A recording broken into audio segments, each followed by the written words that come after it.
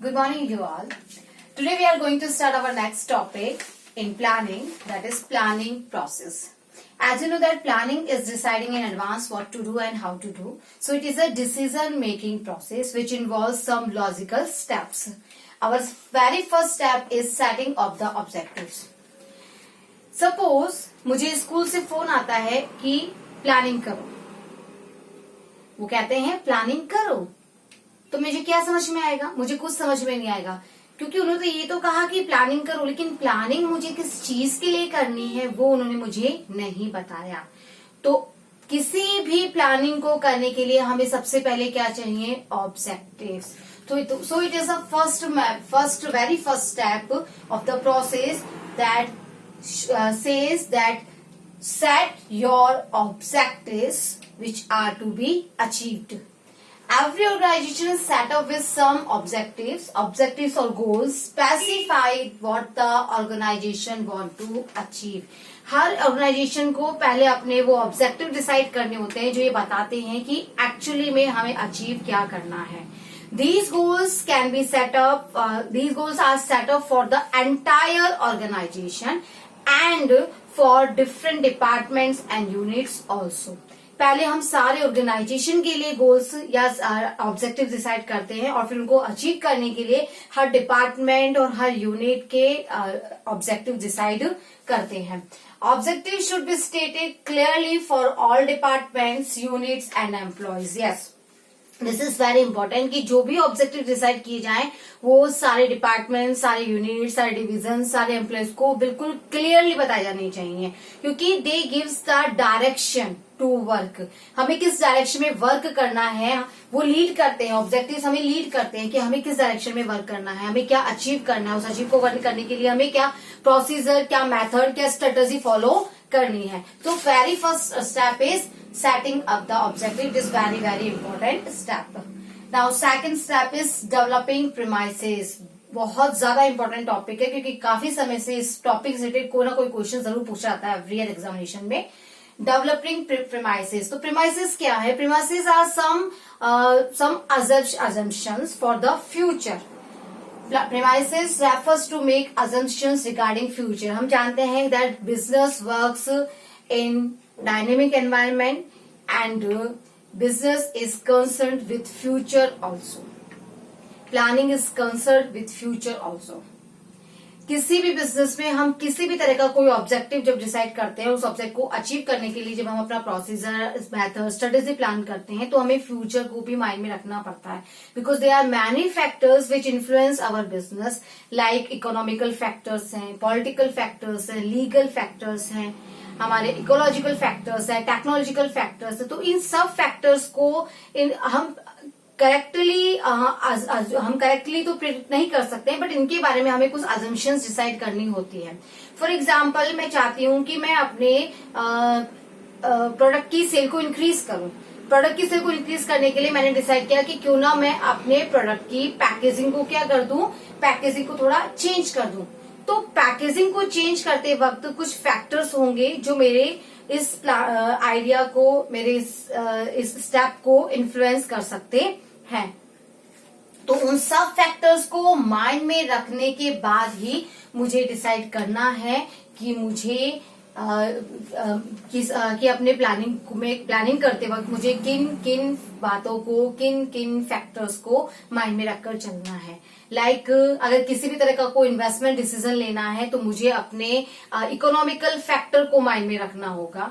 अगर मैं किसी तरह का कोई भी एक्सपेंशन, इंटरनेशनल एक्सपेंशन करना चाहती हूँ तो मुझे वहां के पॉलिटिकल फैक्टर्स को माइंड में रखना होगा. तो इन सब फैक्टर्स के बारे में हमें क्या करना पड़ता है? हमें प्री असम्पशंस डिसाइड करनी होती है. अजम्पशन वो बेसिस हैं जिनके बेस पर हम प्लानिंग करते हैं. Premises are the base on which plans are made and the assumption are made on the basis of forecasting. अभी मैंने बताया कि हम फ्यूचर को एक्यूरेटली नहीं बता सकते हैं कि इन फ्यूचर क्या होगा. हम उसके बारे में सिर्फ फोरकास्टिंग कर सकते हैं और फोरकास्टिंग के बेसिस पे हम अपनी assumption डिसाइड करते हैं कि अगर हम इस तरह का स्ट्रेटेजी फॉलो करते हैं या प्रोसीजर फॉलो करते हैं तो क्या हमें क्या क्या किस तरह की हमें इसके एडवांटेज भी हो सकते हैं या डिसएडवांटेज भी हो सकते हैं. ये सब हमें assumption डिसाइड करनी पड़ती है.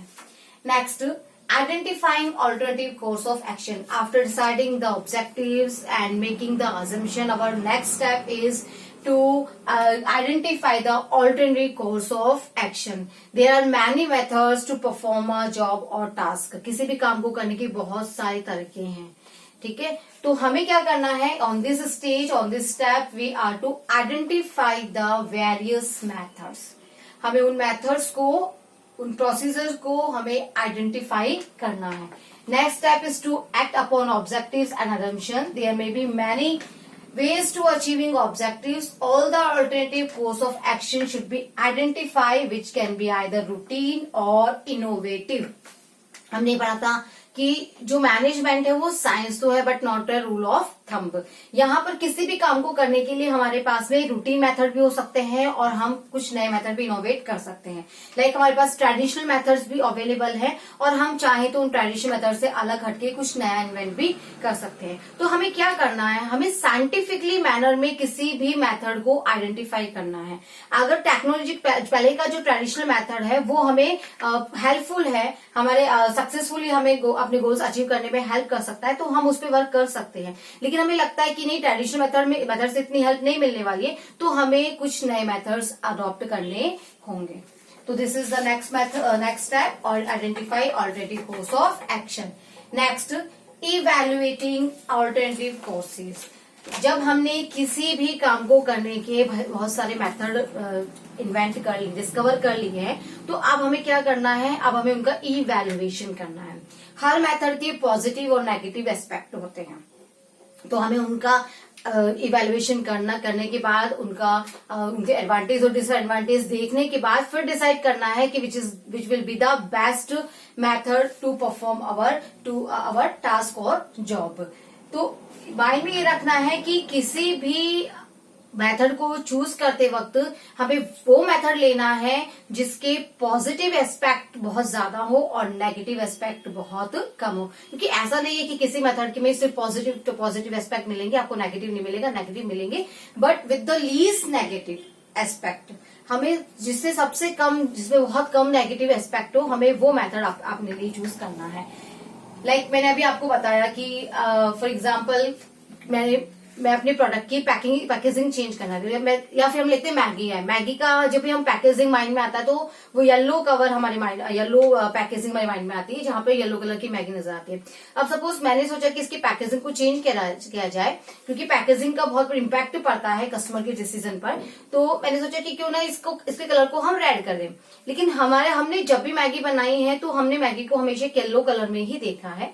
अब अगर हम मैगी का कलर रेड कर देते हैं पैकेजिंग का, तो जब भी हमने देखा कि आजकल जो सेल्फ आउटलेट आ चुके हैं जहां पे कस्टमर खुद अपना पैकेजिंग, अपना जो भी प्रोडक्ट है वो उठा के लेकर आता है, तो पैकेजिंग देखकर हो सकता है कि उसके माइंड में इसके पॉजिटिव भी हो सकते हैं और नेगेटिव एस्पेक्ट भी हो सकते हैं। हो सकता है किसी कस्टमर को हमारी पैकेजिंग पसंद आए, लेकिन हो सकता है कस्टमर के माइंड में ये चीज भी आ जाए कि ये किसी तरह का ये रियल प्रोडक्ट ना होकर कोई नकली प्रोडक्ट हो सकता है, ठीक है। तो उसके माइंड में ये नेगेटिव एस्पेक्ट आ सकता है। तो आपको किसी भी मेथड को चूज करने से पहले ये माइंड में रख लेना चाहिए कि उसके कौन कौन से पॉजिटिव और नेगेटिव एस्पेक्ट होंगे। उसमें से जो सबसे least negative aspect with highest positive aspect हो, वो मेथड हमें अपने लिए चूज करना होता है। तो इवैल्यूएटिव, और यहाँ पर हमने सिर्फ इवैल्यूएशन किया है, बिकॉज नेक्स्ट स्टेप है हमारा सेलेक्टिंग एन ऑल्टरनेटिव। अब हमने जब सारे मेथड्स का पॉजिटिव और नेगेटिव इवैल्यूएशन कर लिया है, then this is the real point of decision that which method should be adopted, या which method will be best to implement our planning. This is the real point of decision where best plan has to be adopted and implemented. But as such, there is no mathematical formula to select the best alternative. Sometimes instead of one alternative, a combination of different alternatives can be selected. किसी भी alternative को select करने का कोई fixed mathematical criteria given नहीं है। तो यहाँ पर हो सकता है कि कोई एक मेथड, एक ऑल्टरनेटिव हमारे लिए फिट ना बैठे, तो ऐसे में हमें एक से ज्यादा ऑल्टरनेटिव चूज कर सकते हैं, बस हमें उनका कॉम्बिनेशन सेलेक्ट करना है। तो अगर आपको यहाँ पर कोई एक अल्टरनेटिव बेस्ट नहीं लग रहा है तो आप एक से ज्यादा अल्टरनेटिव का कॉम्बिनेशन भी ले सकते हैं, बट मेन चीज क्या है, we have to select the best for our business organization. Next, implementing the plan. This is concern with the putting the plan into action, यानी कि जो भी करना है जो भी वो हम करें। हमारे ऑब्जेक्टिव्स को अचीव करने के लिए जो भी रिक्वायरमेंट्स है अब उस पे हम एक्शन करना स्टार्ट करते हैं। तो यहाँ पर हमने जितने भी जो भी हमने प्लानिंग की है उस प्लानिंग को रियलिटी में कन्वर्ट करने का काम ही क्या है, implementing the plan. Follow up action to see whether plans are being implemented and activities are performed according to schedule known as follow up action। आपने जो भी शेड्यूल फिक्स किया था वो शेड्यूल के अकॉर्डिंग आपने अपना प्लानिंग कंप्लीट किया है या नहीं किया है, ये चेक करना ही फॉलो अप कहलाता है। It involves the monitor the plan carefully.